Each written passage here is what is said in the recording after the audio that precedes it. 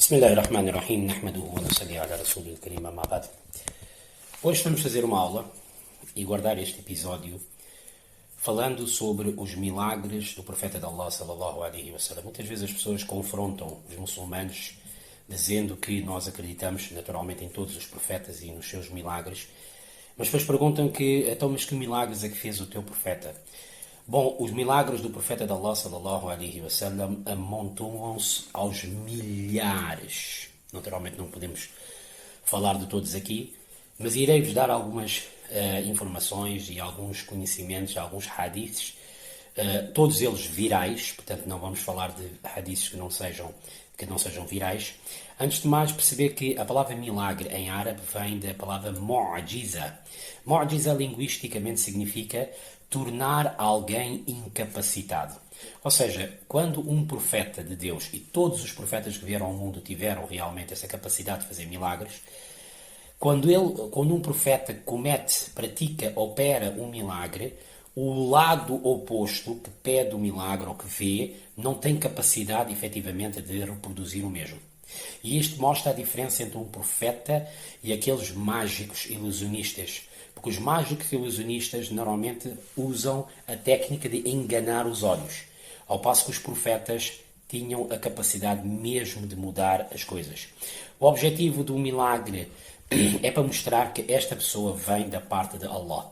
O profeta de Allah, sallallahu alaihi wasallam, como acreditamos que foi o último que veio ao mundo, este capítulo dos milagres acabou. Não querendo dizer que as outras pessoas que vierem a seguir a ele, que não sejam profetas, não possam ter a capacidade de fazer algo menor, e muitos disto que fazem, naturalmente, também vêm de coisas que lhes são dado a elas, mas nunca chegam a um nível de um profeta. Quem ganhava com os milagres? Os neutros, as pessoas que eram neutras e que realmente precisavam só aquele empurrãozinho. Os milagres, os profetas faziam esses milagres para dar esse empurrãozinho final. E os crentes também ganhavam muito, porque ao vendo os milagres ficavam cada vez mais confiantes. Naturalmente, quem não acreditava nos milagres era sempre os descrentes por causa da sua arrogância. O Alcorão, no Sura An'am, versículo 111, em que Deus diz que se nós realmente fizéssemos todas essas coisas anormais e sobrenaturais, quem não quer acreditar nunca irá acreditar. Da mesma forma, no Sura Furqan, versículo 21 também, Deus fala da mesma situação, que o descrente é arrogante e ele pode ver tudo, mesmo assim ele não vai efetivamente aceitar. A maioria dos milagres do profeta de Allah, sallallahu alaihi wasallam, foram feitos em frente dos muçulmanos e longe dos descrentes. Naturalmente há uns milagres que foram feitos em frente dos descrentes, como por exemplo o rachar da lua, quando eles desafiaram o profeta e ele teve que fazer, mas a grande parte dos milagres era feita longe dos descrentes, porque o profeta sabia que se realmente fizesse os milagres e a pessoa depois de ver, mesmo assim mantivesse descrente, a destruição podia ser muito grande. Imam Bayhaqi escreveu um livro chamado Dalail Nubuwa no Irão, na altura o Irão sunita, morreu em 438 de Hégira. Ele diz que são mais de 1000 milagres documentados em fontes seguras. Outro grande erudito, Ibn Hajar al-Asqalani, ele cita Imam Nawawi e que diz que são mais de 1200 milagres autenticados. Apesar de toda a vida do profeta já por si só é efetivamente um milagre, mas houve efetivamente muitas coisas que ele fez diariamente e ele viveu 23 anos, portanto, como profeta, portanto, para vocês verem que praticamente os milagres eram feitos diariamente. Ibn Hazm al-Zahiri, da Andaluzia, até dizia que a própria vida do profeta, se estudarmos, é um milagre, como é que ele começou a sua vida, como é que ele começou esta campanha e como é que realmente terminou. Existe mais ou menos 10 categorias de milagres que o profeta sallallahu alaihi wasallam operou. Categorias. Primeiro é aqueles milagres, variedíssimos milagres com objetos. O próprio Corão até diz: "Wa in min shay'in illa yusabbihu bihamdi". Não há nenhuma coisa neste mundo, mas que realmente glorifica Deus. Até os objetos inanimados também glorificam Deus. Em Bukhari, muitas vezes temos passagens em que os discípulos diziam que nós víamos as pedras a cumprimentar o profeta de Allah sallallahu alaihi wasallam. Outros diziam que nós ouvíamos a própria comida a cumprimentar e a glorificar Deus, quando o profeta tocava. Outros diziam que nós ouvíamos as pedrinhas a glorificarem também. E uma vez eles viram glorificarem, e depois o profeta deu essa pedrinha a Abu Bakr, continuaram a ouvir o som, a Omar, a Uthman, e continuaram sempre a ouvir este som da glorificação. Em Musnad Ahmad vem que o profeta uma vez mostrou um milagre a um líder tribal que não queria aceitar. E então diz, olha, diz uma coisa, queres que eu faça uma coisa, um milagre? Assim, faz lá. E então diz, olha, chama aquela pequenina tamareira, vi uma tamareira no fundo da rua, ele chama ela. E o certo é que ele chamou e a tamareira pequenina veio sozinha e depois voltou para o seu lugar. Portanto, isso eram coisas diárias que ele fazia e que realmente eram vistas por muita gente, principalmente muçulmanos. Jabir radiallahu anhu, no livro Abu Daud, conta que uma vez ele foi numa expedição com o profeta, e o profeta sallallahu alaihi wasallam foi fazer as suas necessidades. Ele acompanhou. Então, ele chegou a um ponto em que ele se sentou, o profeta avançou para fazer as suas necessidades, mas era um espaço onde não havia muitos arbustos, não havia muitas árvores, não havia paredes. Então ele só via coisas separadas. Ele diz que eu vi o profeta chamar um arbusto e vi o profeta chamar outro arbusto. Os dois arbustos vieram ter com ele e fizeram uma espécie de uma parede para ele fazer a sua necessidade, e a partir daí voltaram efetivamente para trás. É tradição fidedigna, naturalmente nós muçulmanos acreditamos isso, e isto realmente foi visto por muita gente. Também conta-se também de um tronco de uma árvore que muitas vezes no início, quando a mesquita foi feita, o profeta sallallahu alaihi wasallam sentava-se num tronco de uma árvore para fazer o seu sermão. Com o tempo, à medida que o tempo foi passando, a mesquita foi crescendo e começou a entrar também em condições financeiras, alguém quis fazer um púlpito, como deve ser. E o profeta sallallahu alaihi e o profeta aceitou e, portanto, meteram um púlpito. E naquela primeira sexta-feira, em que o profeta sallallahu alaihi wasallam sentou no púlpito para fazer o sermão de sexta-feira, eles ouviram, e foi feito por um escravo de uma senhora que vivia em Medina. Eles ouviram um choro de um bebê camelo, parecia um camelo bebê a chorar. O profeta interrompe o seu sermão, desce, pega este tronco, que já tinha sido posto de lado, afaga-lhe e ampara-o, e ele calou. E realmente depois pediu para enterrar este tronco debaixo do púlpito, e ainda hoje, inshallah, ele está lá, vem no Bukhari. E também há narrativas que até dizem que o profeta disse que se eu não tivesse amparado e afagado este tronco, que está a chorar porque agora já não está comigo, até hoje ele iria continuar a chorar. Pois há outra narrativa que até diz que ele calou-se porque ele disse, olha, ficas comigo no Jannah, vamos ficar efetivamente juntos. Isso são coisas de amor, só quem ama é que percebe essas coisas. Variedíssimos milagres com animais. Em Khaybar, quando o profeta foi convidado para comer, uma senhora tinha envenenado a comida e antes do profeta comer esta carne, falou com ele dizendo que não me comas. Uma vez o profeta estava num camelo e entrou num jardim e viu outro camelo a chorar. O profeta chamou o seu dono e disse que, olha, tu não tens vergonha, este teu camelo está a queixar-se que tu usas a ele, maltratas a ele e não alimentas a ele como deve ser, não faz isso, tem medo, e aqui está os direitos dos animais que o profeta sallallahu alaihi wasallam defendia, tem medo desses animais que não falam, mas que realmente também têm sentimentos, está no Abu Daud. Uma vez um grupo veio ter com o profeta sallallahu alaihi wasallam dizendo que, olha, o nosso camelo está descontrolado, precisamos de alguém para nos ajudar. Ele tinha perdido a cabeça, o camelo estava completamente descontrolado. O profeta sallallahu alaihi wasallam foi ao local sozinho, todo mundo ficou com medo, ele foi sozinho. E quando chegou, o camelo, ao vir a figura do profeta, baixou-se em prostração e sentou-se para baixo. O profeta afagou-lhe a cabeça, trouxe-lhe de volta. E as pessoas até disseram que se o camelo pode fazer a prostração, nós também devíamos fazer a prostração para si, algo que ele recusou, dizendo que não, vocês só prostram-se para Allah. Este caso é um caso à parte.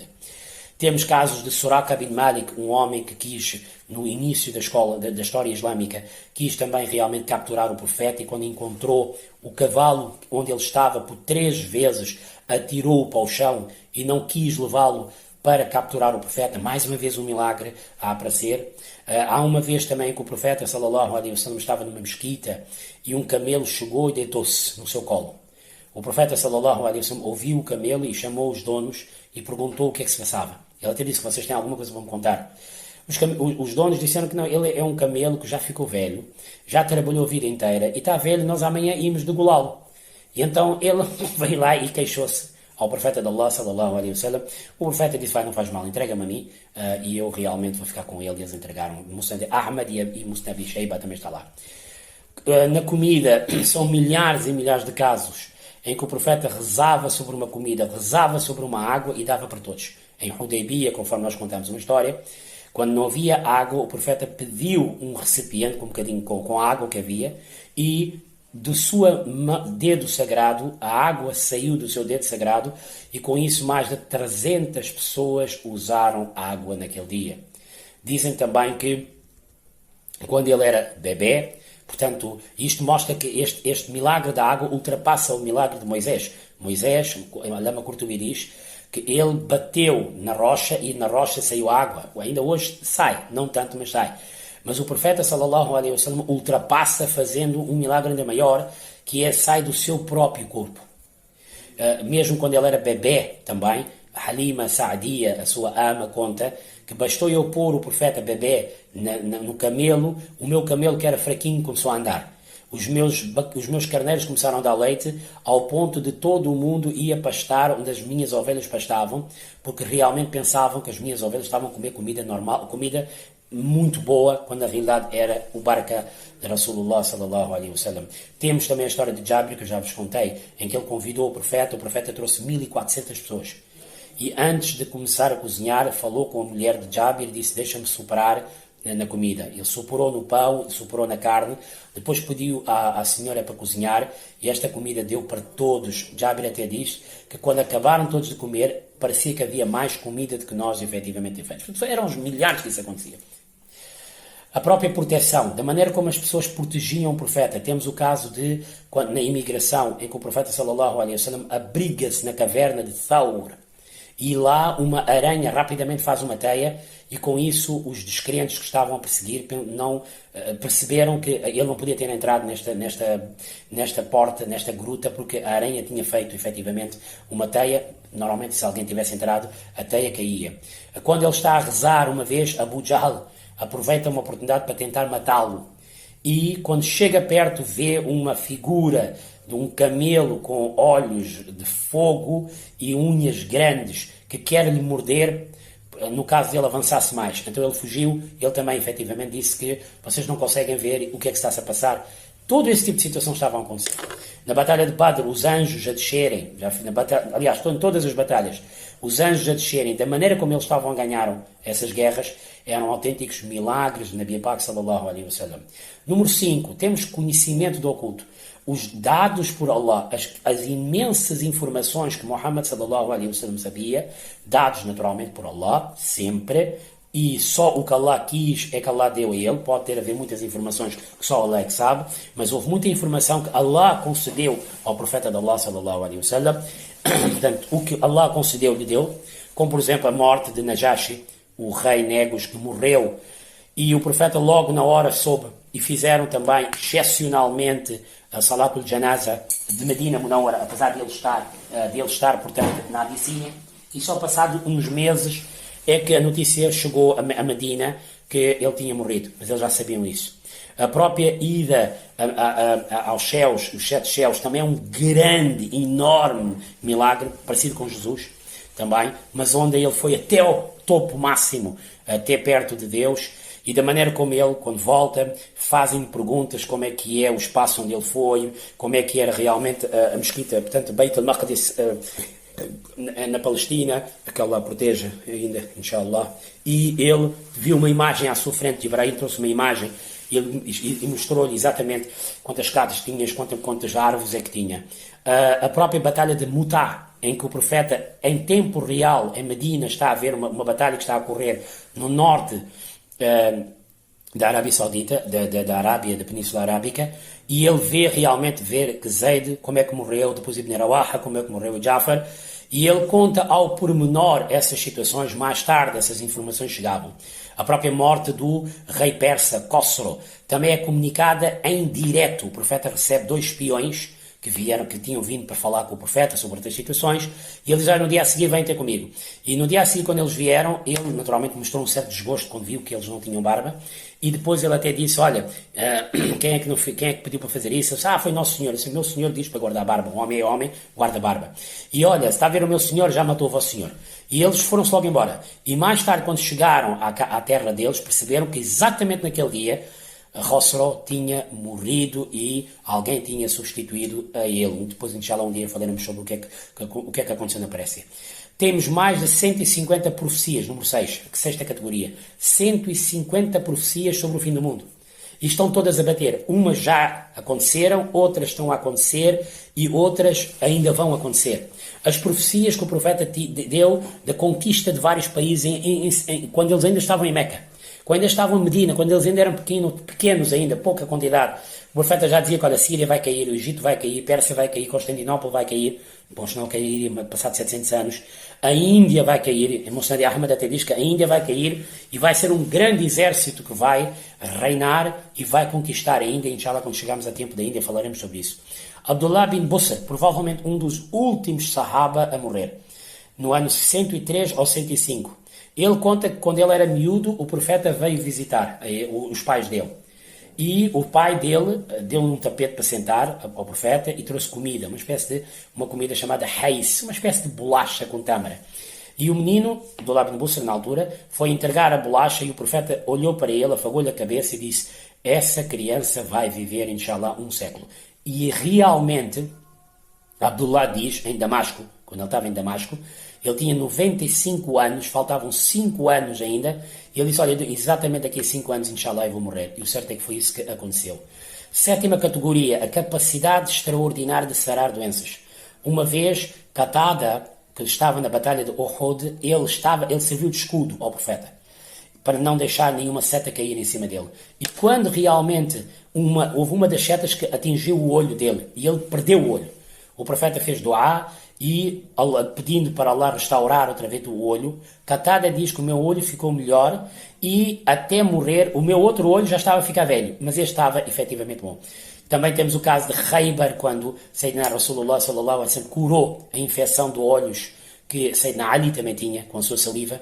E havia uma criança também que era surda, muda e paralisada, e o profeta sallallahu alaihi wasallam curou também com o seu duá. Outra coisa era, o profeta tinha a extraordinária capacidade, muitas vezes, de fazer um duá e era respondido na hora. Como, por exemplo, houve uma altura que não estava a chover, havia muita seca, estavam a fazer a Jumu'ah, quando de repente um homem apareceu e disse que o profeta, está tudo muito mal, a gente precisa de chover, está a chover, a gente precisamos de chuva. O profeta disse que, pronto, Allah faça chover. E eles dizem que naquela hora exatamente começou a chover, choveu durante 1 semana. E depois, passado 1 semana, este homem voltou outra vez à Juma e disse: Ya Rasulullah, já temos muita chuva. E o profeta disse: pronto, Allah para a chuva, e a chuva parou naquele mesmo momento. Também os duás que ele fez para os dois, Omar, Abu Jahl e Omar, onde ele disse: um dos dois dá-me. E Allah deu a Omar radiallahu anhu. O duá que ele faz para a mãe de Abu Huraira, que era uma senhora que falava muito mal do profeta, até o ponto de Abu Huraira uma vez dizer que: Ya Rasulullah, faça duá para a minha mãe.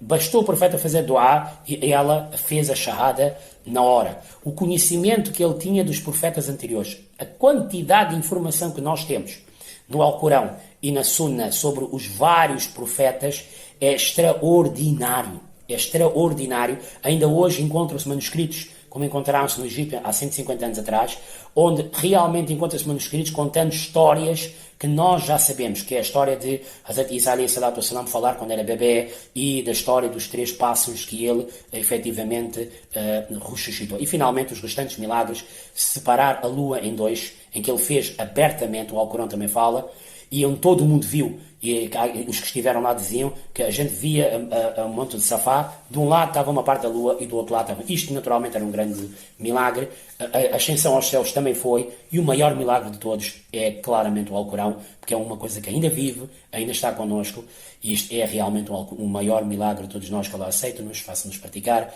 Para a semana, inshallah, vamos continuar a Sira do Profeta sallallahu alaihi wasallam.